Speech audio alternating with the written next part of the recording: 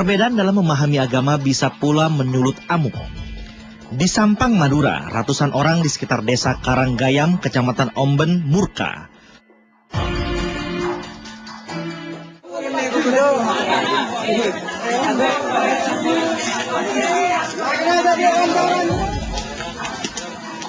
Rumah, sekolah, musola, hingga toko milik Kiai Tajul Muluk rata dengan tanah. Untungnya Kiai Tajul Muluk dan keluarga cepat bertindak. Mereka lebih dulu mengungsi saat mendengar pesantrennya akan diserang warga. Korban jiwa bisa dihindari. Mudarat yang lebih besar bisa dicegah setelah polisi Resor Sampang dibantu pasukan brigade mobil dari Kepolisian Daerah Jawa Timur. Warga pun akhirnya bisa dikendalikan.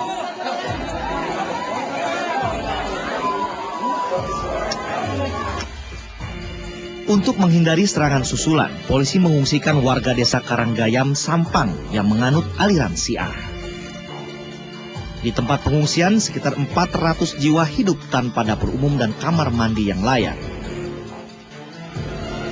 Kekerasan yang dialami Kiai Tajul Muluk dan jemaahnya berhubungan dengan perbedaan dalam memahami agama. Pesantren Misbahul Huda yang dipimpin sang Kiai dicap sebagai sesat. Kami dari MUI menyatakan dengan sebenar-benarnya bahwa aliran yang ada di situ itu memang aliran yang memang sudah jauh melenceng dan menyimpang dari ajaran Ahli Sunnah wal Jamaah. Di Ahli Sunnah wal Jamaah itu dikenal syahadatani, syahadat dua. Tapi ajaran mereka itu tidak. Di situ dikenal 3 syahadat. Si tertuduh menampiknya.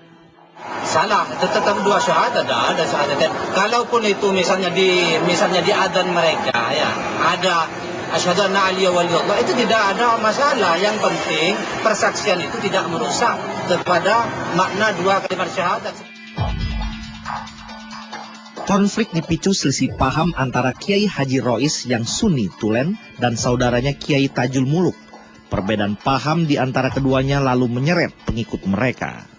Mengetahui soal begini sangat sensitif, Ketua Umum Pengurus Besar Nahdlatul Ulama atau PBNU angkat bicara. Mau tidak mau karena Madura termasuk basis massa NU.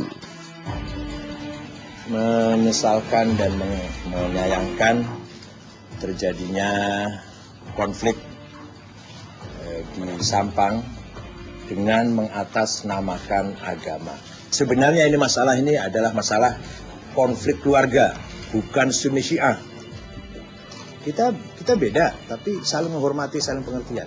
Beda pasti ada dong, pasti ada perbedaan antara Sunni dan Syiah. Tapi perbedaan itu tidak menjadikan kita bermusuhan, kita saling membenci, tidak. Ya, saat ini sedang dilakukan pendekatan terhadap tokoh-tokoh sentral kaum Sunni yang ada di Sampang. Ikhtiar polisi tidak mubazir. Dalam waktu 2 hari, polisi bisa menangkap 1 tersangka yang diduga otak pembakaran rumah di desa Karanggayam. 2 pelaku lainnya yang juga sudah diketahui identitasnya. Serangan terhadap kaum Syiah bukan sekali terjadi. Setahun silam, Yayasan Pesantren Islam Al-Mahadul Islami, Pasuruan yang beraliran Syiah dilempari batu.